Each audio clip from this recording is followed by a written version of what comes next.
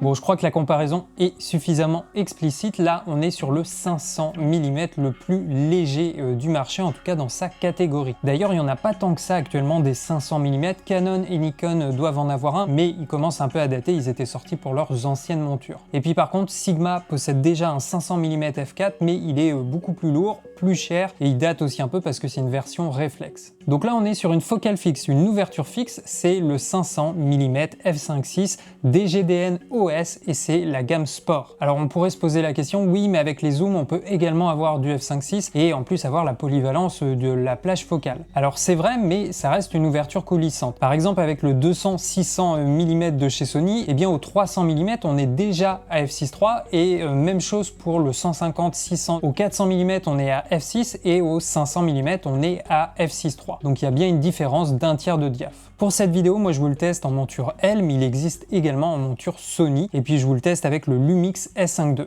Allez, on est parti pour le test.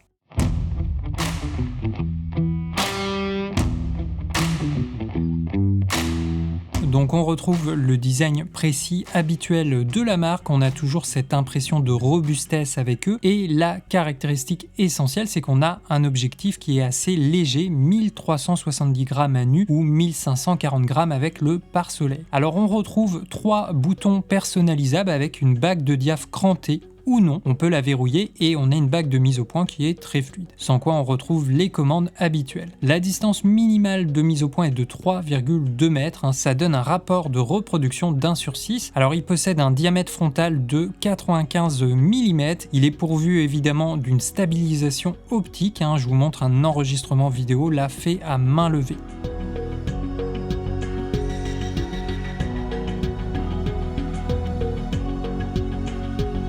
En principe, le focus bracing est minimisé, alors j'ai fait quelques tests et effectivement, il y en a très peu. On peut le voir là sur ce plan, il n'y a quasiment pas de changement de focale.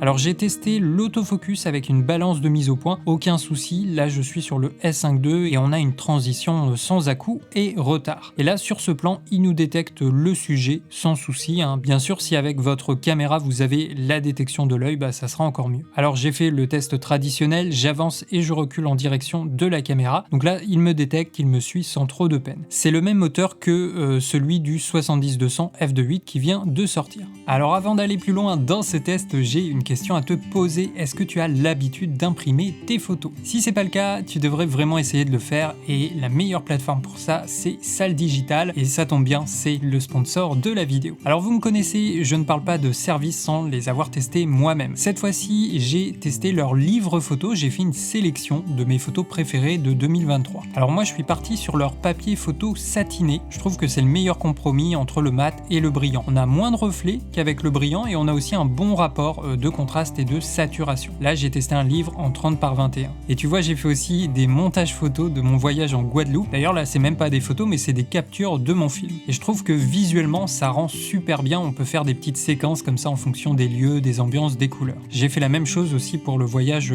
au Japon. Franchement, j'adore. Je vous recommande vraiment le satiné pour les albums photos. On a un petit grain, ça donne un peu de texture tout en conservant le contraste et les couleurs de la scène. Évidemment, ils proposent aussi des tableaux photos. J'en ai plusieurs, je vous en ai déjà testé. Ils ont aussi une catégorie cadeaux photos où tu peux imprimer sur des oreillers, des serviettes ou encore des mugs. En plus de ça, actuellement, vous avez 50% de réduction sur tout leur album photo, donc profitez-en, vous avez le lien en description. Alors la question qu'on peut se poser, c'est est-ce qu'il y a une différence entre f5.6 et 6.3 au niveau de la profondeur de champ, du flou d'arrière-plan? Eh bien en fait, elle est très légère, elle va quasiment pas se remarquer. Là, entre ces deux scènes, franchement, on voit peu de différence, hormis la luminosité qui change. La différence se remarque un peu plus quand le bokeh est au loin. À f5.6, voilà, le bokeh est un peu plus gros, un peu plus diffus. Mais disons que ça serait pas pour cette raison qu'on viendrait prendre un f5.6 fixe. Ensuite, ce qui peut être intéressant, c'est de comparer donc le f5.6 de ce nouvel objectif avec le f5.6 d'un zoom, donc par exemple le 150-600 de chez Sigma. Comme ça, on est sur la même marque, j'utilise le même boîtier pour le test. Alors j'avais fait un premier test, toujours sur ma petite sculpture d'oiseau. Donc là je suis d'un côté à f5.6 avec le 500 mm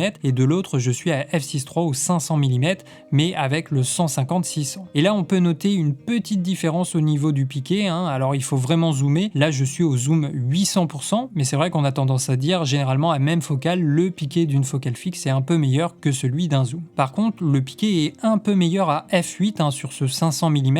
Là je te montre un débord également, c'est un peu meilleur à f8. Après ça reste léger, le f5.6 est quand même pleinement utilisable. J'ai fait quelques photos de mon vieux chat au 500 mm, là on est à pleine ouverture et si je zoome, c'est quand même très net. Alors au niveau du vignettage, il n'y en a quasiment pas, à f5.6 on le ressent presque pas, c'est très propre et on a une très légère distorsion en coussinet. Au niveau des aberrations chromatiques, j'ai pas vu de franges colorées, franchement c'est très propre à 5.6. Au niveau du flair, il y en a un peu, voilà, quand ça se rapproche du cadre à 5.6, quand on a la source dans le champ, mais côté image fantôme c'est assez discret. Allez, je vous montre une séquence où j'ai filmé les oiseaux du jardin avec ce 500 mm f5.6 et le S5 II.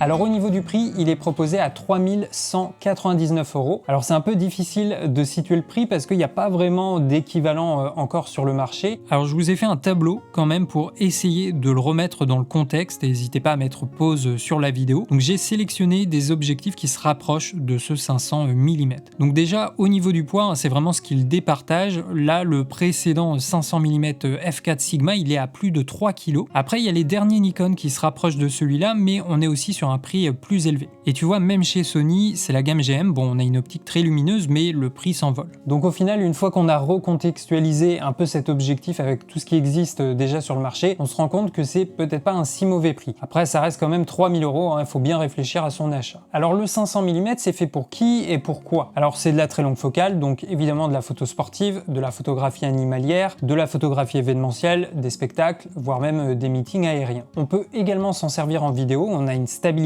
optique. Je vous ai montré des tests à main levée, ça fonctionne, même si je recommanderais plutôt l'usage d'un monopode ou d'un trépied. La prise en main est plutôt confortable, on a une bague de mise au point qui est plutôt fluide, on a une bague de diaph qu'on va pouvoir décranter ou non, et on a également la possibilité de la verrouiller. Alors maintenant, pourquoi choisir cet objectif? Bon, déjà on a vu qu'il y avait quasiment pas beaucoup de différence au niveau de la profondeur de champ, du flou d'arrière-plan. Voilà, entre 6.3 et f5.6, on a un tiers de diaph, donc la différence est très légère. C'est la même chose au niveau du piqué, en tout cas moi sur mes tests, j'ai pas remarqué qu'il y avait un meilleur piqué à f5.6 prise en comparaison par exemple du 150-600 qui est un zoom, et même sur cette optique on a vu que par exemple à f8 le piqué était meilleur que à f5.6. Par contre l'intérêt indéniable c'est qu'il y a un tiers de diaph en plus. Un tiers de diaph sur des longues focales c'est non négligeable, hein. On a vraiment besoin de toute la lumière qu'on peut obtenir.